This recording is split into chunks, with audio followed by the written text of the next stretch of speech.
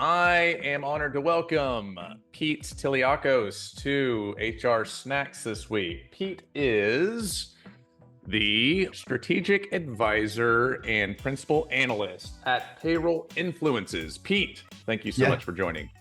thank you for having me. I'm excited to be here. Yeah, it was funny. I had you scheduled on because I follow you on LinkedIn. I love some of the research and content you put out. And our mutual friend, Steve Goldberg, I was chatting with him a few weeks ago. He's like, you know who you need to connect with? He's like, you need to connect with Pete and get him on your podcast. I was like, that's so funny you mentioned that. He's literally like on the books in a couple weeks. Yeah, man. Shout out to Steve Goldberg. He's a legend. And it's a privilege to work with him and learn from him. So yeah, good company. Yeah. So Pete, one of the things I was excited to have you on and chat about is your take on payroll and how it's evolving from this very back office administrative function that's very transactional to more of a strategic tool within organizations. And there's different elements that are being built out and included within payroll and payroll systems. So let's start there. What are you seeing in this paradigm shift with payroll, and what are those elements? Yeah. Well, look, I think more recently, and maybe in the past few years, you've had this awakening, right, around payroll. And I feel like it's folks coming around to what payroll has always known, just the criticality of what they do, the challenge, the difficulty. I mean, the sheer complexity that they're dealing with is just unmatched in any other back office operation. Yet they've been the most neglected, right, the most ignored, despite curating probably one of the most accurate, richest, powerful data sets in all of the organization. And let's be honest, something that I don't think people realize, right? This is a fact. If someone in HR makes a mistake, if someone in HR doesn't do what they're supposed to do, someone may get harmed, right? Feelings hurt, offended, whatever the case might be. It might even be toxic, right? Not that that's not important, but it won't get really anybody put in prison, right? If payroll doesn't do their job, if payroll fails, not only are people going to quit, right? Not have trust for the employer, but there is a real possibility that someone could go to prison in the C-suite. Now just stop right there. Like there's no other, in any size organization, regardless of what you're doing or how much money you're making, if they don't do their job, the C-suite can go to jail. No other back office process can say that, other than maybe accounting in a publicly traded company under Sarbanes-Oxley and some other things. So just stop and think about that for a minute, right? Meanwhile, it's the most neglected, the most misunderstood out of sheer ignorance for what they actually do. It's not disrespect ignorance. It's saying you just don't know, right? But one of the problems in that is that not knowing has sort of relegated payroll to this very less than position.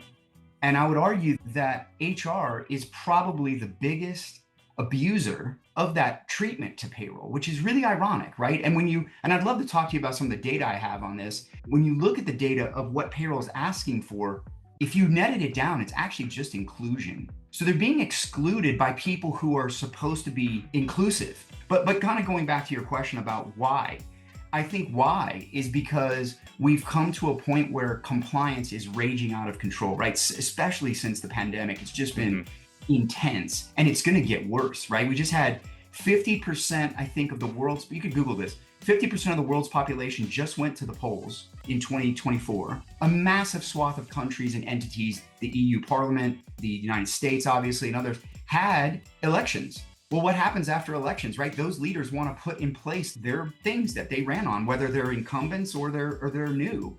That's going to create another pop, I think, of compliance to come, right? Yeah. You've got AI raging, right? That's powering up automation and data for a historically just plagued operation that has very outdated capabilities from an investment perspective and a support perspective.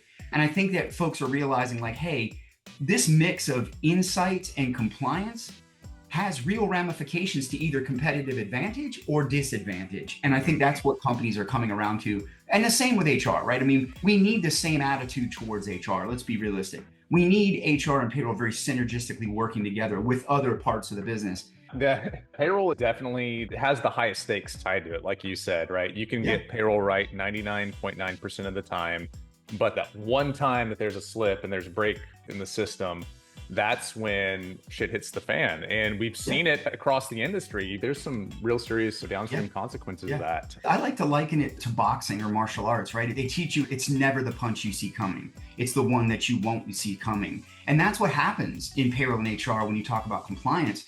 It's these things that the business didn't expect. that derails a merger and acquisition, derails an opportunity to maybe advance somewhere because there's these challenges that are setting the company back and plaguing them with lawsuits or fines or penalties. That's serious, man. It stuff adds up, and it's very, very serious. And some countries are way more aggressive about it than others, and that can be very detrimental to the business strategy. We work with a lot of payroll providers across the space. We partner with them at Poster Elite. And what we're seeing, compliance is actually becoming either a strategic advantage that companies are positioning themselves for, or a disadvantage or potential weakness or kink in the armor for organizations that are not paying attention to it. So what we're seeing in the space are platforms really looking to build out holistic compliance solutions and integrate it across every piece of HR and compliance payroll. Suites. Yes. And part of my job as someone who follows the marketplace and the ecosystem is to point out where those gaps are with these platforms and with these partners. The reception that we're getting is really shifting with a lot of these platforms and organizations saying like, hey, I know you talked to me about this before, but we see it now too. Like, let's have a discussion on what this might look like to build out and expand what we're doing on the compliance side. We were just talking about Steve, and he's taught me a lot about the intersection between org agility, and he talks a lot about this and studies this greatly. And I was poking around on my research as well, and started to see this opportunity for payroll to really fuel org agility for the business. We got to stop looking at payroll as a cost center and look at it as an investment center. Same with HR. We've got to start investing in that, because I think if the companies that are winning, right? They're winning with talent. They're winning with agility. They're winning with insights. And when you're not doing that, you're just not competing. You're not there.